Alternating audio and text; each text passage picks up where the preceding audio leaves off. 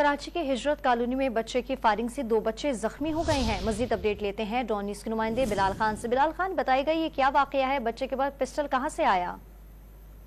जी बिल्कुल, देखिए इब्तदाई तौर पर पुलिस हुकाम की जानिब से ये कहा गया था कि एक बच्चे की फायरिंग से 2 बच्चे जो है वो जख्मी हुए, लेकिन जब पुलिस यहाँ पर पहुंची तो उसके बाद मजीद तहकीकात की गई, जिसमें मालूम हुआ कि फायरिंग का वाकया गली नंबर 53 हिजरत कॉलोनी में एक वाकया सलून है वहाँ पर पेश आया, जबकि एक जराइम पेशा है जो कि जिसका क्रिमिनल रिकॉर्ड मौजूद है, जिसकी शनाख्त मुनीर के नाम से हुई है। वो अपना पिस्तौल यहाँ पर साफ कर रहा था कि इब्तदाई मालूमात के मुताबिक मुनीर अपनी पिस्तौल सफाई के दौरान जो है वो गोलियां चलने से पिस्तौल सफाई के दौरान जो है वो सैलून में काम करने वाले 2 बच्चे थे, वो जख्मी हुए। एक बच्चे के हाथ दूसरे के पाँव में गोली लगी है। मुनीर को हिरासत में लेकर पिस्तौल और लाइसेंस जो है वो तहवीन में ले लिया।